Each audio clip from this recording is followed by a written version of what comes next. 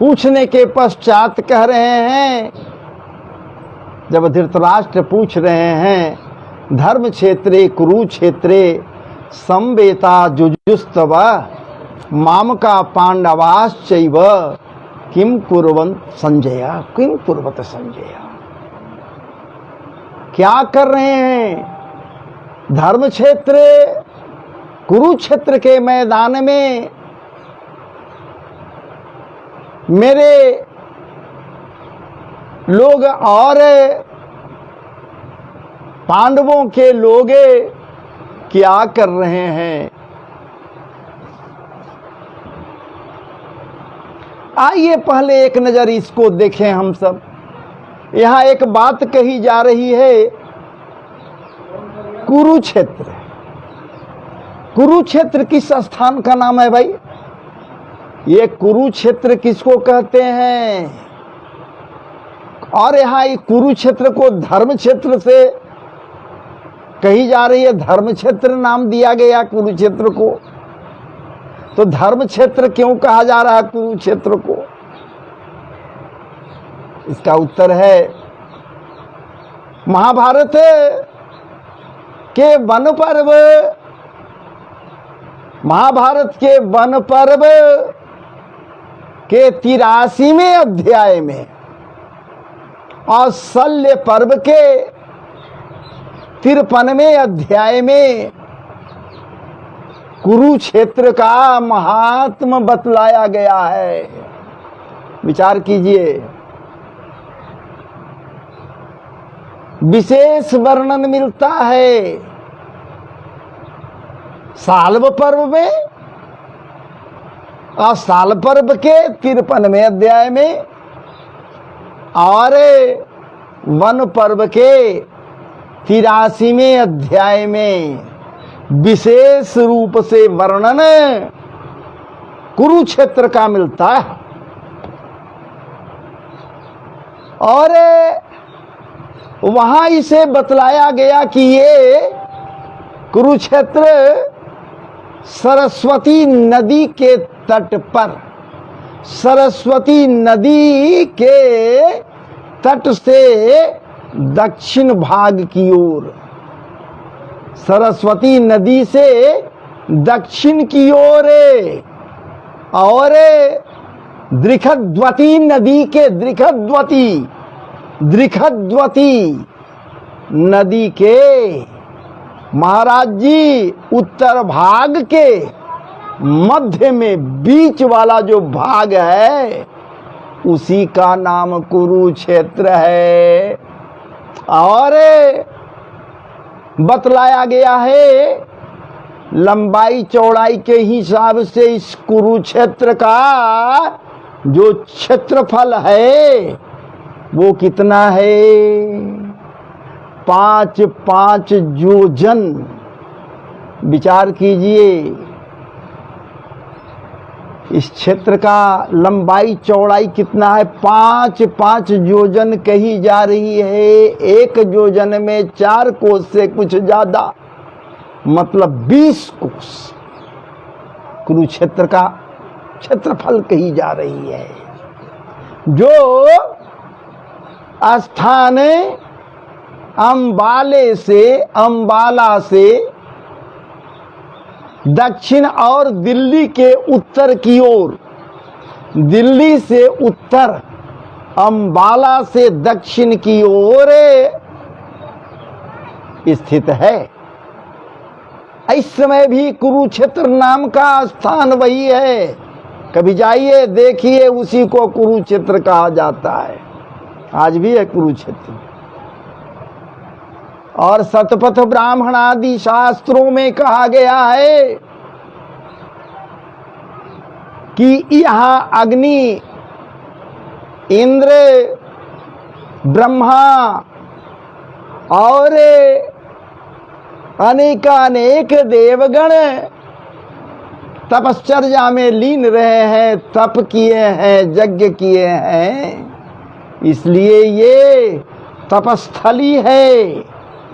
लोगों का, देवगणों का, ऋषि महर्षियों का तपस्थली रहा है। कौन? ये कुरुक्षेत्र धर्मभूमि हुआ कि नहीं, धर्म क्षेत्र हुआ कि नहीं। अजी महाराज, जहाँ कहीं भी धर्म की जाती है, तपस्थली बनाई जाती है, तपश्चर्या में लोग लगता, तप करता, वो बड़ा ही पवित्र और पुण्यतम वो भूमि होता, धर्म क्षेत्र कही जाती। यहाँ तपश्चर्या में सब लोग रहे हैं, तो इसलिए तो धर्म क्षेत्र कुरुक्षेत्र भगवत गीता की बात मैं कर रहा हूँ। प्रथम श्लोक है और कहा गया है कि यहाँ जिसकी मृत्यु होती है, कुरुक्षेत्र में जो मृतक होता है, जिसकी मृत्यु होती है, फिर क्या बात है, भवसागर को पार कर जाता, भगवान का पार्षद हो जाता है। इसीलिए तो चैन हुआ वो कुरुक्षेत्र का धर्म स्थान, धर्म क्षेत्र, जहां जितने लोग मरे, जितने लोग मारे गए। विचार कीजिए कैसे क्यों हुआ ये युद्ध, विचार तो करना होगा। भगवान आताताइयों से उद्धार करने के लिए इस धराधाम को प्रकट होते हैं। उनकी प्राकट्यता इसीलिए तो होती है, जदा जदा हि धर्मस्य ग्लानिर्भवति भारत अभ्युत्थानम् धर्मस्य तदात्मानं सृजाम्यहम् परित्राणाय साधूनां विनाशाय च दुष्कृतां धर्म संस्थापनार्थाय संभवामि जुगे जुगे। ये होते आया है। धर्म की स्थापना करने के लिए, आताताइयों से धराधाम को उद्धार करने के लिए, संत जनों साधु पुरुषों का क्या बात है, कायाकल्प करने के लिए हमारे ठाकुर जी तमद्भुतम बालकमंबुजे क्षणम चतुर्भुजम शंख गदार्जुदाजुधम श्रीवत्स लक्ष्मण गलसौभकौस्तुभम पीतांबरम सांद्र पयोदसौभ अवतरित होते हैं बाल रूप में। तब तो महाराज बाल रूप का दर्शन करने के लिए भूत भावन भोलेनाथ कैलाश त्याग कर मैया जसोदा के आश्रय में आ गए। मैया दर्शन करा अपने लल्ला का।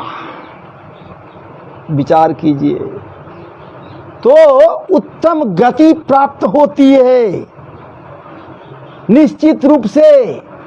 इसके अतिरिक्त और भी कई बातें हैं, यही बात सिर्फ नहीं, कई बातें हैं जिनके कारण उसे धर्म क्षेत्र नाम दिया गया है, पुण्य क्षेत्र उसे कहा गया है, पुण्य क्षेत्र भी कहा गया है। फिर आगे प्रश्न उठ जाता है महाराज जी, आगे क्या, आगे जो उठता है मामका, मामका पांडवाश्चैव, मामका पांडवाश्चैव किम कुर्वत संजय। ये मामका लग गया। मामका क्या है भैया? प्रश्न आता है, धृतराष्ट्र ने मामका पद का प्रयोग किया, क्यों? ये मामका किसके लिए कह दीन जी, मामका है? और उसके साथ साथ संवेता और तो और जुजुत्सव भी कह दीन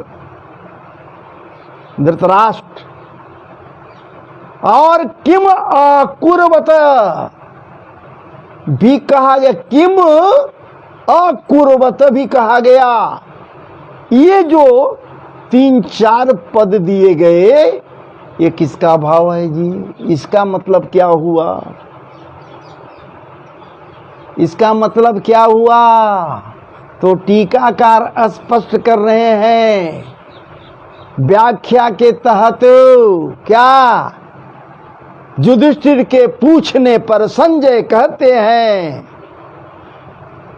मामका पद का प्रयोग धृतराष्ट्र ने निज पक्ष अपने पक्ष के स्थिति के विषय में जानने की बात के लिए मामका पद का प्रयोग किए। अपने समस्त योद्धाओं की स्थिति की जानकारी के लिए, खास करके दुर्योधन आदि के लिए अपने 101 पुत्रों के स्थिति के लिए मामका पद लगा दिए जी। और पांडवाह पद का इसलिए उपयोग मामका पांडवाह, पांडवों युधिष्ठिर आदि की स्थिति के लिए पांडवाह लगा दिए, पद का प्रयोग किए। विचार कीजिए, युधिष्ठिर के पक्ष वालों के लिए और सब योद्धाओं सहित खास करके युधिष्ठिर आदि 5 भाइयों के लिए पांडवाश्चैव संवेता जुजुस्तवः विशेषण दे करके, ये विशेषण है, संवेता आजुजुस्तवः ये दोनों विशेषण है। और किम अकुर्वत कहकर धृतराष्ट्र ने गत 10 दिनों में क्या हुआ, 10 दिन पूर्व में नहीं महाराज जी, इनका उनको दिव्य दृष्टि मिला था। दिव्य दृष्टि जब मिल गया उसके बाद से ये बात चल रही है कि गत 10 दिनों से क्या हो रहा था, ये बतलाओ संजय। 10 दिनों का जो भीषण युद्ध चला, 10 दिनों में कैसे प्रारंभ हुआ, क्या क्या हुआ, पूर्ण विवरण, संपूर्ण विवरण हमें है संजय सुनाओ, जानना चाहता हूं। भीषण युद्ध का पूरा विवरण है। युद्ध के लिए एकत्रित इन सब लोगों ने युद्ध का प्रारंभीकरण कैसे किया, कैसे युद्ध हुआ, कौन किससे भिड़े और किसके द्वारा कौन किस प्रकार कब मारे गए, ये युधिष्ठिर पूछ रहे हैं, नहीं धृतराष्ट्र संजय से पूछ रहे हैं जी। भीष्म पितामह के गिरने तक जो भीषण युद्ध हुआ उसका पूरा विवरण है तो मुझे प्राप्त है, मैं सुन चुका हूं, लेकिन गत 10 दिनों का जो विवरण है प्रारंभ का वो मुझे जानना है, ये हमें बतलाओ। इसलिए उनके प्रश्न का यह तात्पर्य नहीं हो सकता कि उन्हें अभी युद्ध की कोई खबर ही नहीं है, सो बात नहीं है। खबर तो है, फिर भी तो ये जानना चाहते हैं जी, हैं, और वे यह जानना चाहते हैं कि क्या धर्म क्षेत्र के प्रभाव के कारण,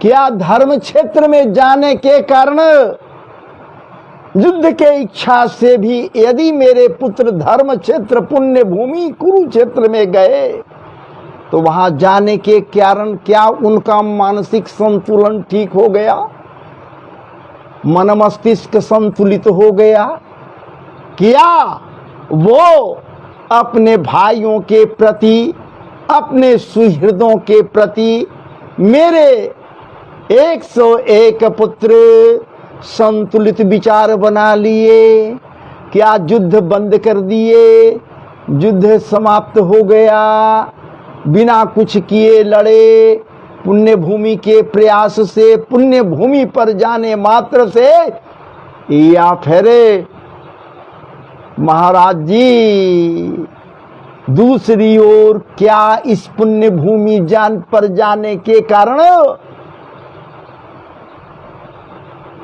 क्या धर्म क्षेत्र में पहुंचने के कारण एक तो धर्माधिकारी, धर्मज्ञ, धर्मराज युधिष्ठिर हैं, और चूंकि वहां पुण्य भूमि में गए तो क्या वहां जाने से, धर्म क्षेत्र में जाने के बाद उनका विचार परिवर्तित हो गया, युद्ध करना बेकार है, चलो भाई जो मेरे को है वो भी भाई को दे दूं, मेरा भाई है, बंधु है, तो धन के लिए युद्ध क्यों करें, भिक्षाटन करते हुए जीवन का निर्वहन कर लें, वन्य प्रदेशों में चला जाऊं लेकिन युद्ध नहीं करूं।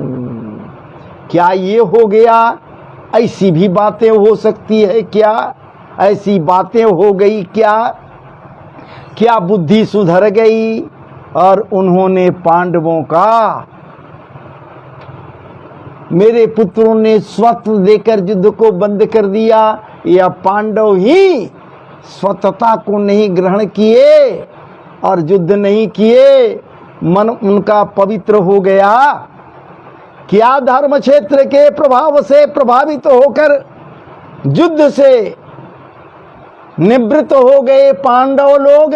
धर्म क्षेत्र है, पुण्य क्षेत्र है, मैं नहीं कह रहा हूं, ये भाव है, पद है। धर्म क्षेत्रे कुरुक्षेत्रे संवेता जुजुस्तव मामका पांडवाश्चैव किम कुर्वत संजय।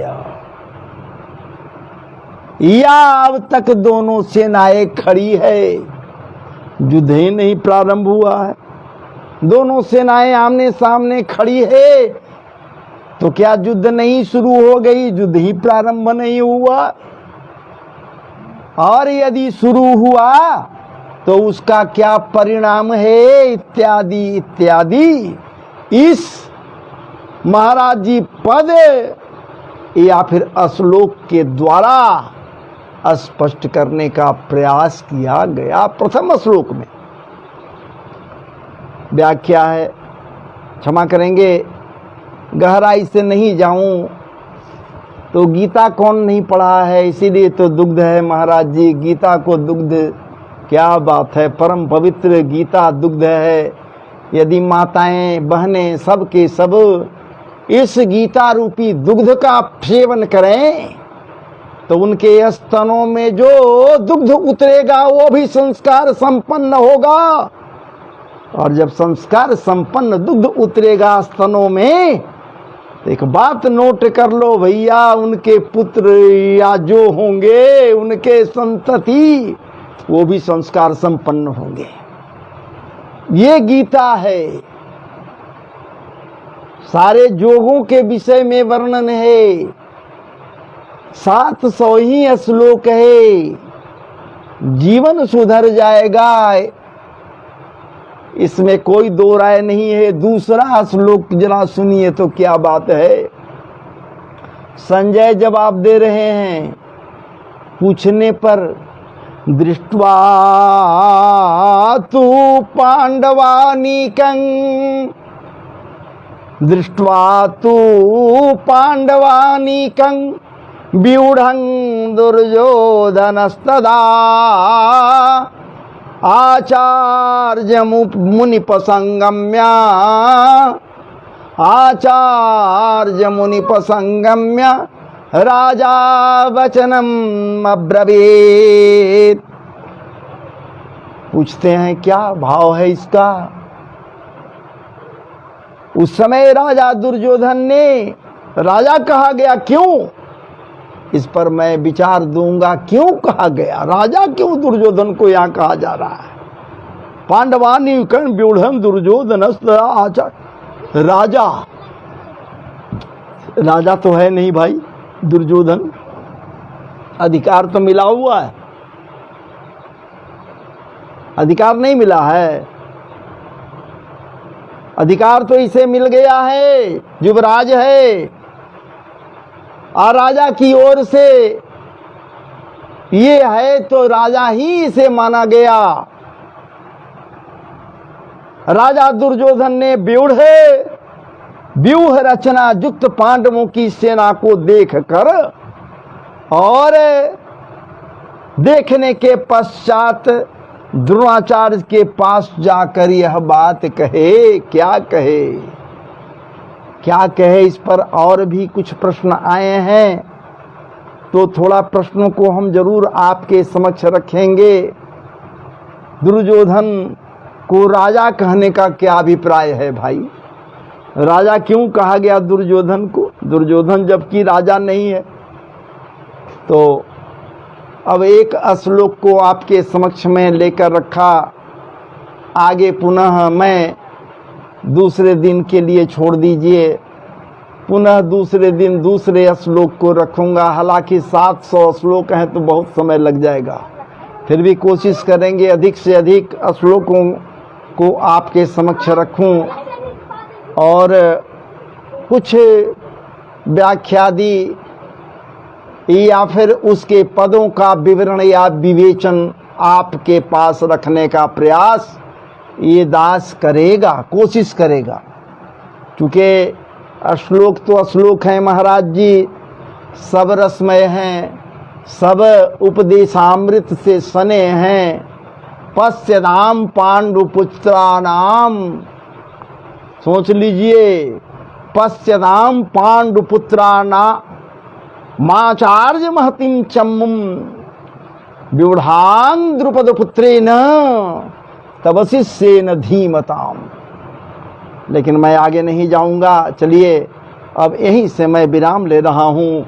जय जय श्री राधे, जय जय श्री राधे, जय जय श्री राधे। आप सबों को हृदय के अंतरतम गहराइयों से खूब खूब आशीर्वाद है, वंदन है, अभिनंदन है, खूब स्वागतम है। और ठाकुर जी की कृपा आप सबों के ऊपर सदैव बनी रहे, कृपामृत का परिवर्तन होते रहे, इसी भावना को लेकर मैं अब विराम ले रहा हूँ। जय जय श्री राधे।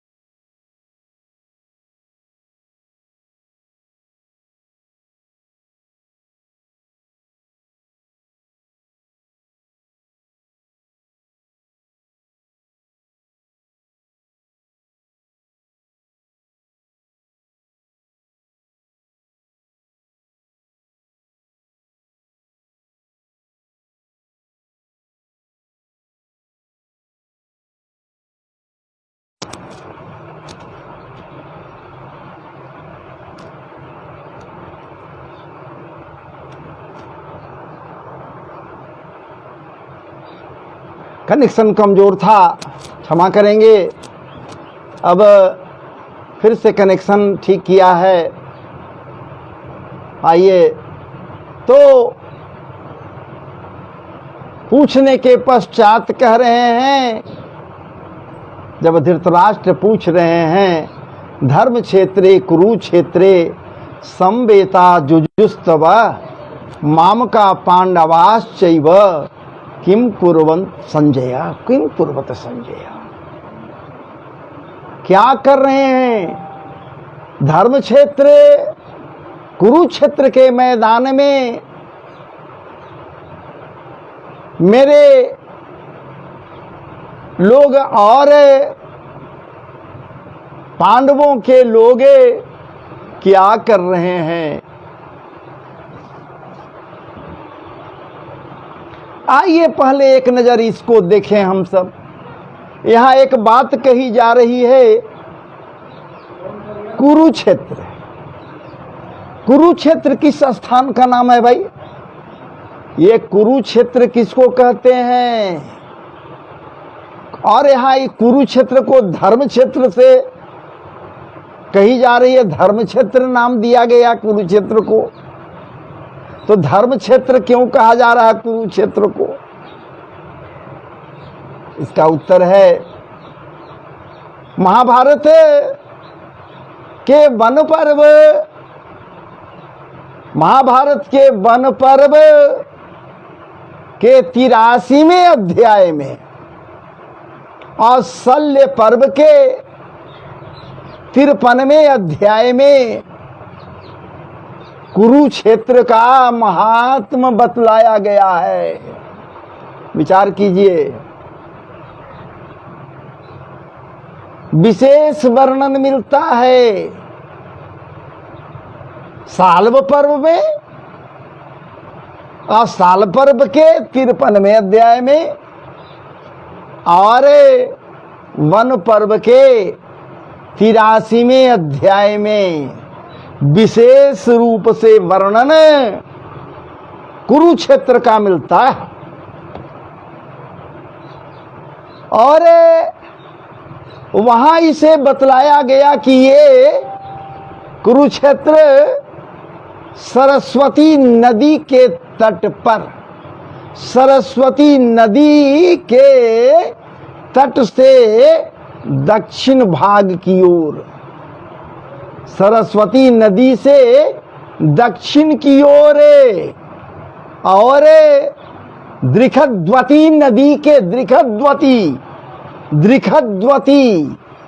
नदी के महाराज जी उत्तर भाग के मध्य में बीच वाला जो भाग है उसी का नाम कुरुक्षेत्र है। और बतलाया गया है लंबाई चौड़ाई के हिसाब से इस कुरुक्षेत्र का जो क्षेत्रफल है वो कितना है? 5-5 योजन। विचार कीजिए, इस क्षेत्र का लंबाई चौड़ाई कितना है? 5-5 योजन कही जा रही है। एक योजन में 4 कोस से कुछ ज्यादा, मतलब 20 कोस कुरुक्षेत्र का क्षेत्रफल कही जा रही है। जो स्थान अंबाला से दक्षिण और दिल्ली के उत्तर की ओर, दिल्ली से उत्तर, अंबाला से दक्षिण की ओर स्थित है। इस समय भी कुरुक्षेत्र नाम का स्थान वही है। कभी जाइए देखिए, उसी को कुरुक्षेत्र कहा जाता है। आज भी है कुरुक्षेत्र। और शतपथ ब्राह्मण आदि शास्त्रों में कहा गया है कि यहाँ अग्नि, इंद्र, ब्रह्मा और अनेकानेक देवगण तपश्चर्या में लीन रहे हैं, तप किए हैं, यज्ञ किए हैं। इसलिए ये तपस्थली है। लोगों का, देवगणों का, ऋषि महर्षियों का तपस्थली रहा है। कौन? ये कुरुक्षेत्र। धर्मभूमि हुआ कि नहीं? धर्म क्षेत्र हुआ कि नहीं? अजी महाराज, जहाँ कहीं भी धर्म की जाती है, तपस्थली बनाई जाती है, तपश्चर्या में लोग लगता, तप करता, वो बड़ा ही पवित्र और पुण्यतम वो भूमि होता, धर्म क्षेत्र कही जाती। यहाँ तपश्चर्या में सब लोग रहे हैं, तो इसलिए तो धर्म क्षेत्र, कुरुक्षेत्र, भगवत गीता की बात मैं कर रहा हूँ। प्रथम श्लोक है और कहा गया है कि यहाँ जिसकी मृत्यु होती है, कुरुक्षेत्र में जो मृतक होता है, जिसकी मृत्यु होती है, फिर क्या बात है, भवसागर को पार कर जाता, भगवान का पार्षद हो जाता है। इसीलिए तो चैन हुआ वो कुरुक्षेत्र का धर्म स्थान, धर्म क्षेत्र, जहाँ जितने लोग मरे, जितने लोग मारे गए। विचार कीजिए कैसे, क्यों हुआ ये युद्ध, विचार तो करना होगा। भगवान आताताइयों से उद्धार करने के लिए इस धराधाम को प्रकट होते हैं। उनकी प्राकट्यता इसीलिए तो होती है, जदा जदा हि धर्मस्य ग्लानिर्भवति भारत अभ्युत्थानम् अधर्मस्य तदात्मानं सृजाम्यहम् परित्राणाय साधूनां विनाशाय च दुष्कृतां धर्म संस्थापनार्थाय संभवामि जुगे जुगे। ये होते आया है। तो धर्म की स्थापना करने के लिए, आताताइयों से धराधाम को उद्धार करने के लिए, संत जनों, साधु पुरुषों का क्या बात है, कायाकल्प करने के लिए हमारे ठाकुर जी तमद्भुतम बालकमंबुजे क्षणम चतुर्भुजम शंख गदार्जुदाजुधम श्रीवत्स लक्ष्मण गलसौभकौस्तुभम पीतांबरम सांद्र पयोदसौभ अवतरित होते हैं बाल रूप में। तब तो महाराज बाल रूप का दर्शन करने के लिए भूत भावन भोलेनाथ कैलाश त्याग कर मैया जसोदा के आश्रय में आ गए। मैया दर्शन करा अपने लल्ला का। विचार कीजिए, तो उत्तम गति प्राप्त होती है निश्चित रूप से। इसके अतिरिक्त और भी कई बातें हैं, यही बात सिर्फ नहीं, कई बातें हैं जिनके कारण उसे धर्म क्षेत्र नाम दिया गया है, पुण्य क्षेत्र उसे कहा गया है, पुण्य क्षेत्र भी कहा गया है। फिर आगे प्रश्न उठ जाता है महाराज जी, आगे क्या? आगे जो उठता है, मामका मामका पांडवाश्चैव, मामका पांडवाश्चैव किम कुर्वत संजय। ये मामका लग गया। मामका क्या है भैया? प्रश्न आता है, धृतराष्ट्र ने मामका पद का प्रयोग किया, क्यों? ये मामका किसके लिए कह दीन जी? मामका है, और उसके साथ साथ संवेता और तो और जुजुत्सव भी कह दीन। धृतराष्ट्र और किम अकुर्वत भी कहा गया, किम अकुर्वत भी कहा गया। ये जो 3-4 पद दिए गए, ये किसका भाव है जी? इसका मतलब क्या हुआ? इसका मतलब क्या हुआ? तो टीकाकार स्पष्ट कर रहे हैं व्याख्या के तहत। क्या? युधिष्ठिर के पूछने पर संजय कहते हैं मामका पद का प्रयोग धृतराष्ट्र ने निज पक्ष अपने पक्ष के स्थिति के विषय में जानने की बात के लिए मामका पद का प्रयोग किए। अपने समस्त योद्धाओं की स्थिति की जानकारी के लिए, खास करके दुर्योधन आदि के लिए अपने 101 पुत्रों के स्थिति के लिए मामका पद लगा दिए जी। और पांडवाह पद का इसलिए उपयोग मामका पांडवाह, पांडवों युधिष्ठिर आदि की स्थिति के लिए पांडवाह लगा दिए, पद का प्रयोग किए। विचार कीजिए, युधिष्ठिर के पक्ष वालों के लिए और सब योद्धाओं सहित खास करके युधिष्ठिर आदि 5 भाइयों के लिए पांडवाश्चैव संवेता जुजुस्तवः विशेषण दे करके, ये विशेषण है संवेता आजुजुस्तवः, ये दोनों विशेषण है। और किम अकुर्वत कहकर धृतराष्ट्र ने गत 10 दिनों में क्या हुआ। 10 दिन पूर्व में नहीं महाराज जी, इनका उनको दिव्य दृष्टि मिला था।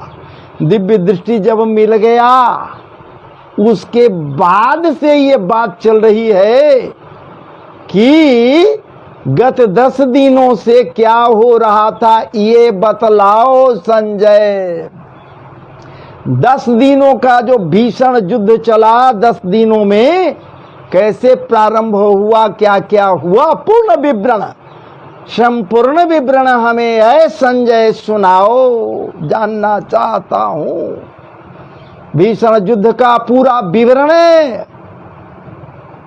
युद्ध के लिए एकत्रित इन सब लोगों ने युद्ध का प्रारंभीकरण कैसे किया, कैसे युद्ध हुआ, कौन किससे भिड़े और किसके द्वारा कौन किस प्रकार कब मारे गए, ये युधिष्ठिर पूछ रहे हैं, नहीं धृतराष्ट्र संजय से पूछ रहे हैं जी।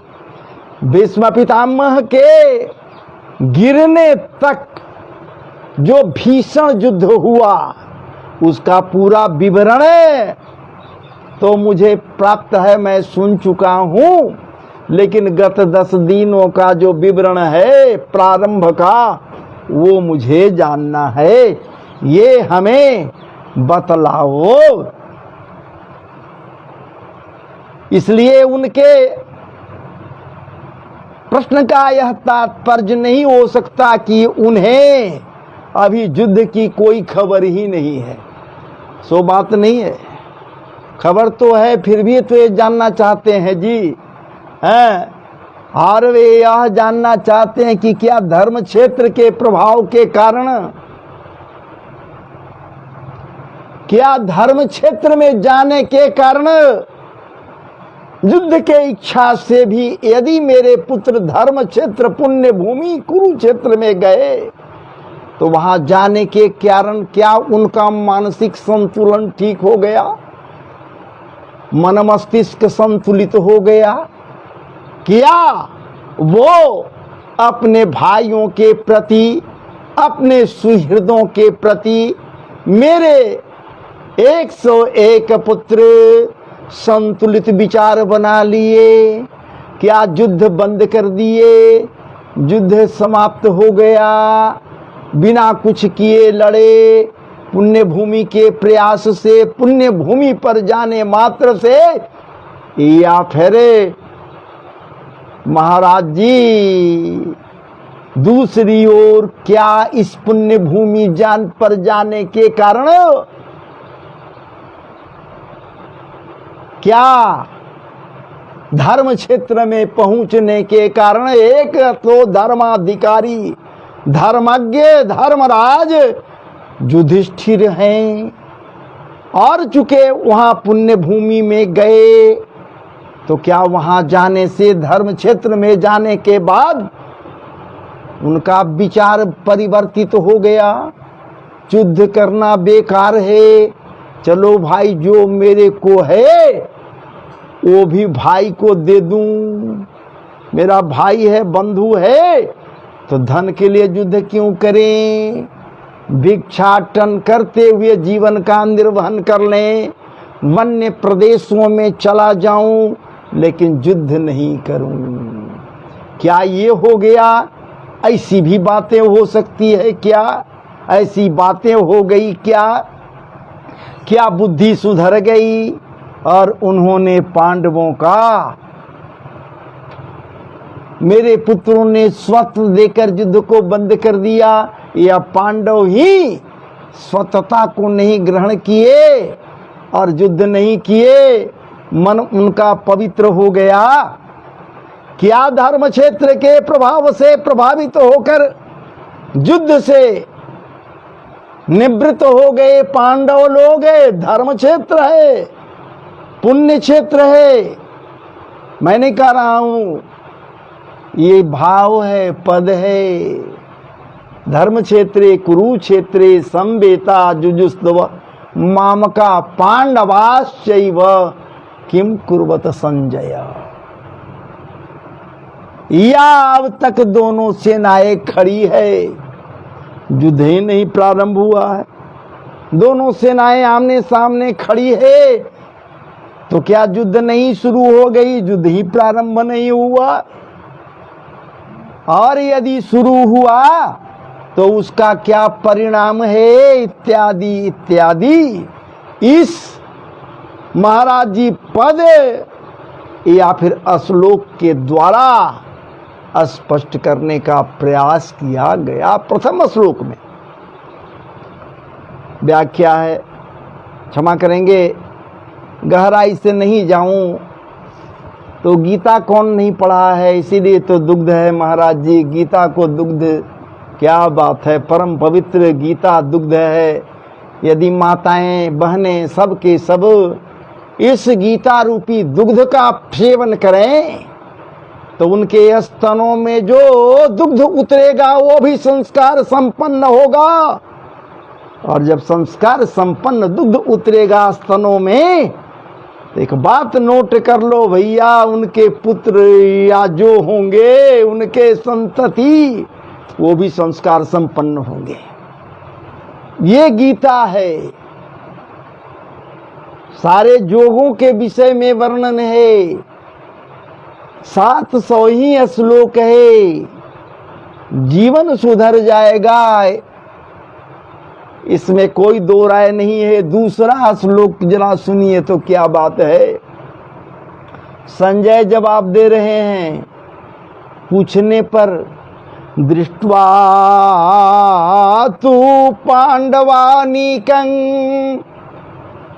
दृष्ट्वा तु पांडवानीकं व्यूढ़ं दुर्योधनस्तदा आचार्य मुनिपसंगम्य,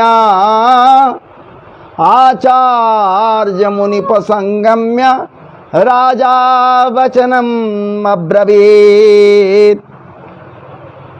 पूछते हैं क्या भाव है इसका। उस समय राजा दुर्योधन ने, राजा कहा गया क्यों, इस पर मैं विचार दूंगा, क्यों कहा गया, राजा क्यों दुर्योधन को यहां कहा जा रहा है। पांडवानी कर्ण व्यूढ़ दुर्योधन आचार, राजा, राजा तो है नहीं भाई दुर्योधन, अधिकार तो मिला हुआ है, अधिकार नहीं मिला है,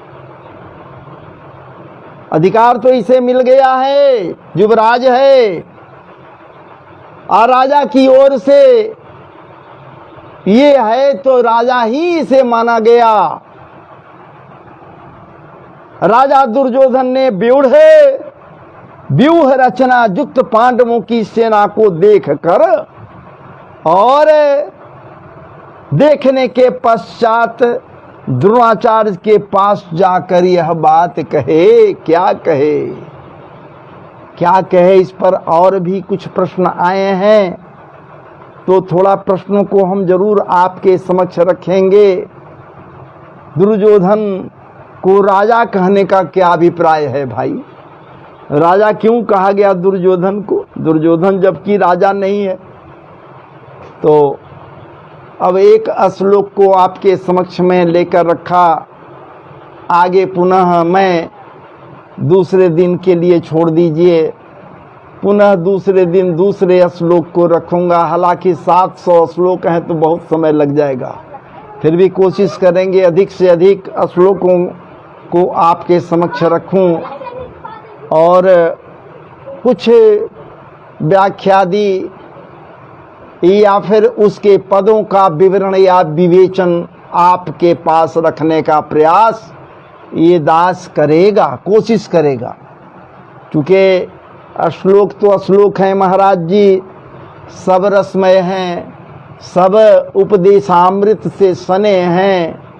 पश्यताम पांडुपुत्राणाम, सोच लीजिए, पश्यताम पांडुपुत्राणाम माचार्य महतिम चम्मुम व्यूढ़ांग द्रुपद पुत्रेन तवशिष्येन धीमताम। लेकिन मैं आगे नहीं जाऊंगा, चलिए अब यहीं से मैं विराम ले रहा हूँ। जय जय श्री राधे, जय जय श्री राधे, जय जय श्री राधे। आप सबों को हृदय के अंतरतम गहराइयों से खूब खूब आशीर्वाद है, वंदन है, अभिनंदन है, खूब स्वागतम है।